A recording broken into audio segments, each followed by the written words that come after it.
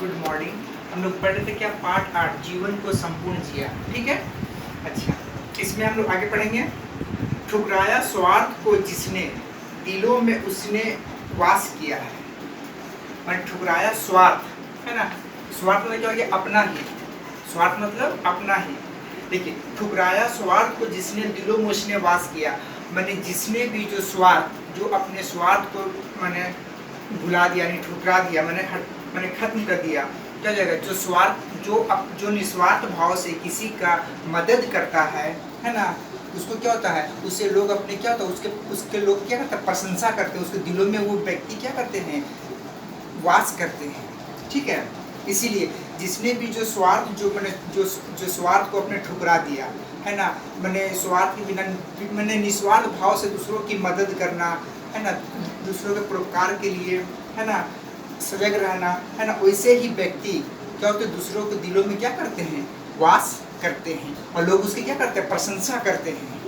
ठीक है, स्वार्थ सही अर्थ में, है ना, सही अर्थ में उस व्यक्ति ने ही संपूर्ण जीवन जिया है, जिन्होंने अपने स्वार्थ को त्याग दिया। ठीक है, जिसने सुख, मैंने क्या किया, सुख के पल को भी क्या भुला दिए, दुख में भी क्या उसी तरह जिया जिस तरह से उन्होंने क्या सुख में, जितना भी कठिन परिस्थिति आने पर भी उन्होंने क्या किया, अपना नीर बाहर के अपने मन को कमजोर नहीं किया। ठीक है, वैसे ही व्यक्ति ने क्या किया, उसी व्यक्ति ने क्या किया, जीवन को संपूर्ण जिया है। देखिए, भूख ग्लानि या लालच को जिसने नष्ट समूल किया है। भूख ग्लानि, ग्लानि मतलब क्या हो जाएगा, देखिए, ग्लानि मतलब होता है जो, मतलब एक ग्लानि का शाब्दिक अर्थ होता है जो खेद है, जो बुराई दोष का होता है, जिसमें क्या होता है, खिन्न रहना, है ना, ग्लानि।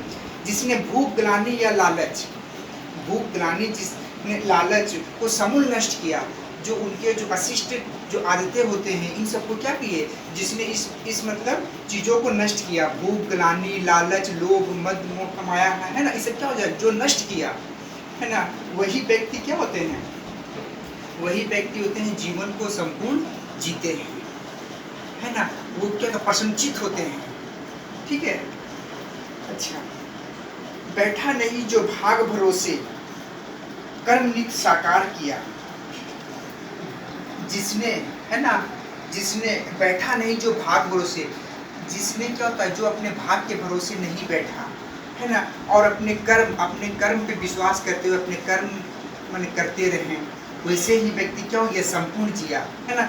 जो भाग मैंने कहते हैं कि क्या, कि जिसने भाग भरोसे कभी नहीं होना चाहिए। देखिए, भाग, कितने लोग भाग को मानते हैं, लेकिन सही माना जाए कि क्या जो कर्म, भाग कब साथ करता है, जब आप कर्म करेंगे तभी आपका भाग, मैंने भाग में क्या होता है, तब आपका साथ देता है। ठीक है, कर्म, इसीलिए क्या हो जाएगा, बैठा नहीं जो भाग भरोसे, जिसने भी जो भाग भरोसे नहीं बैठा कि मेरे भाग में होगा, ये होगा, हम कर्म नहीं करेंगे, वो कुछ नहीं मिलने वाला। ठीक है हाँ, कर्म नित साकार किया, कर्म मतलब काम, उन्होंने क्या किया, जो व्यक्ति मैंने भाग के भरोसे नहीं बैठकर अपने कर्म किए और अपने लक्ष्य की ओर प्राप्त किए, वही व्यक्ति क्या करता है, समाज में हर एक क्षेत्र में आगे उन्नति करता है, जो कर्म करता है, जो भाग के भरोसे नहीं बैठा रहता है। ठीक है, कण कण का रस लेकर पुरुषार्थ का नाम जिया। देखिए, कण कण का माने जिसने सभी तरह के कठिनाइयों को झेल कर अपने बुलंद हौसला से, है ना, उन कठिनाइयों का सामना किया, मैंने मुसीबत आने पर भी क्या होता है, कोई भी किसी तरह का भी कठिनाई आ जाए, हमें घबराना नहीं चाहिए, उसको क्या होता है, धैर्यपूर्वक उस कठिनाइयों का क्या करना चाहिए, सामना करना चाहिए। ठीक है, तभी हम अपने लक्ष्य की ओर प्राप्त कर सकते हैं। ठीक है ना, पुरुषार्थ का नाम दिया, पुरुषार्थ।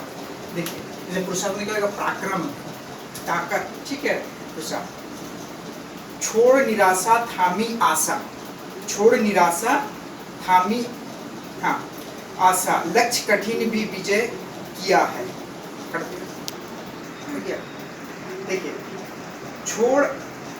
छोड़ निराशा थामी आशा, लक्ष्य कठिन भी विजय किया है। ठीक है, कहने का मतलब है, देखिए, इस कवित्री इस पंक्ति के माध्यम से यह कहना चाहती है कि जिसने निराश को छोड़कर, है ना, जिसने निराश को छोड़कर, ठीक है, आशा रूपी जीवन जिया, उसने ही कठिन से कठिन लक्ष्य को पूरा करके विजय प्राप्त किया। मैंने कहने का तो क्या हो गया, जो निराशा हमें अपने मन में कभी कभी मन में निराश नहीं होना, नहीं लाना चाहिए, मन को नहीं बैठाना चाहिए, निराश नहीं होना चाहिए। ठीक है, निराशा को हम जब त्यागेंगे तब क्या होता है, तब हम क्या होता है, छोड़कर अपने जीवन रूपी आशा वो क्या हो जाएगा, उससे कठिन से कठिन जो भी मुसीबतें होती हैं क्या होता है, उसको हम लक्ष्य को पूरा कर सकते हैं। ठीक है, इसलिए छोड़ निराशा, मतलब जिसने निराशा को छोड़कर आशा रूपी जीवन है ना जिया, उसने कठिन से कठिन लक्ष्य को पूरा कर विजय प्राप्त किया।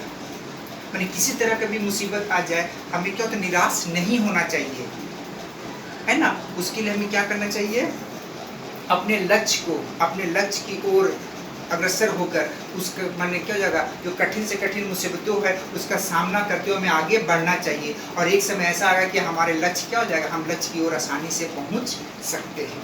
ठीक है, उसमें विजय प्राप्त कर सकते हैं, है ना। अच्छा, सही अर्थ में उसी व्यक्ति ने ही संपूर्ण जिया है। अगर माना जाए सही व्यक्ति ने उसी तरह से क्या हो जाएगा, संपूर्ण जिया है। जीते तो सभी है, लेकिन एक जीना होता है क्या, जो सुख में भी, जैसे कवित्री ने संपूर्ण जीवन जिया है। मैंने इस पंक्ति के माध्यम से, मैंने इस पाठ के माध्यम से कवित्री कहना चाहती है, संपूर्ण जीवन जीने के लिए सकारात्मक सोच, अच्छी सोच, जब भी सोचिए अच्छे सोचिए, नकारात्मक कभी मत सोचिए। ठीक है, सकारात्मक सोच, विपत्ति के समय धैर्य रखना, अपने लक्ष्य पर विजय पाना, अपने लक्ष्य पर क्या है, विजय पाना। ठीक है, अच्छा, ईर्ष्या द्वेष और लालच का त्याग करना, अच्छा, और किसी को निस्वार्थ भाव से किसी की मदद करना, यही होता है जीवन को संपूर्ण। ऐसे ही व्यक्ति जिन्होंने इस तरह का ये अगर गुण अपने में पा लेते हैं, यही क्या होते हैं, यही व्यक्ति जीवन को संपूर्ण जीते हैं। ठीक है, यही व्यक्ति। धन्यवाद।